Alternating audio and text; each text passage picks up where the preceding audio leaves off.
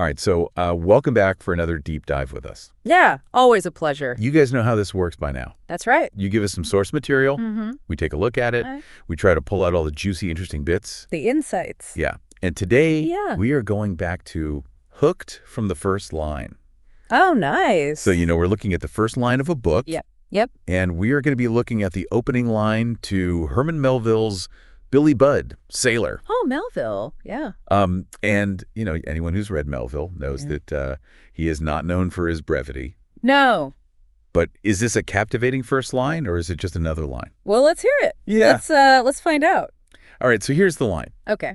In the time before steamships, or more properly, before steamships came into general use, strange to tell, ships of war carried not only official chronometers, but also huge, unwieldy timepieces of the grandfather clock style. It's a mouthful. Yeah. It's a mouthful, but I don't think we should dismiss it as just another line. Right. I think Melville, even in his punctuation, is setting a stage here. Right. He's giving us a lot to work with right from the get-go. So right away, we're kind of dropped into this very specific moment in time. Yeah. This historical moment.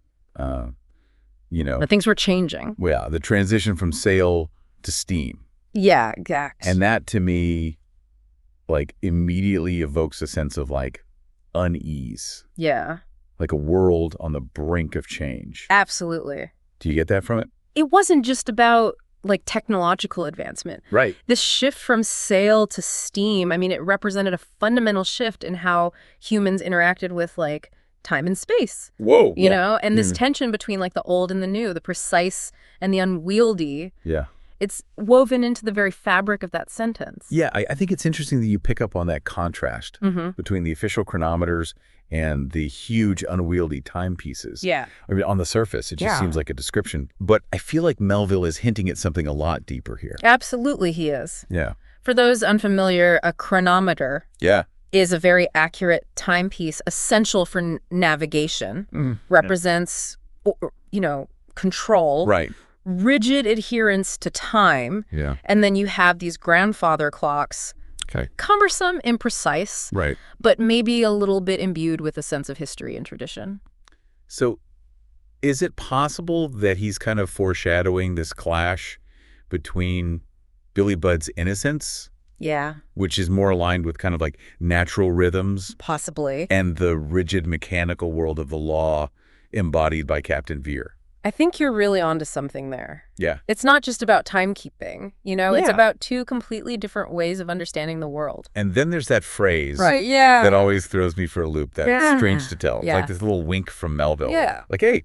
A subtle hint that things are not as they appear. It's almost jarring. Why is it strange? Yeah. It feels like he's deliberately trying to pique our interest. Right. Listen up, reader. Yeah. There's a lot more to this. Exactly. Than you might realize. It's a classic Melvillian technique. Right. Disrupting expectations.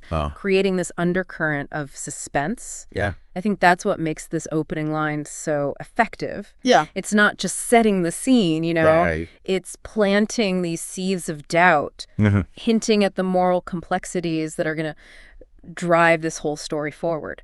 So we have this meticulous sentence that's kind of mirroring the rigid world of the ship. And then it's also layered with this symbolic imagery that kind of hints at the central conflicts of the whole novel. Yep.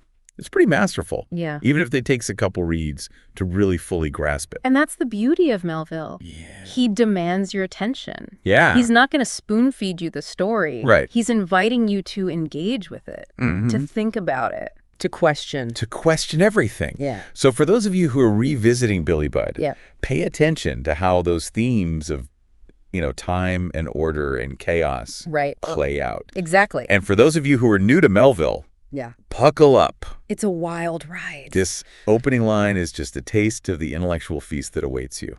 Yeah, it's for sure. So thanks for joining us. Yeah. For another deep dive. Absolutely. We will see you next time. See ya.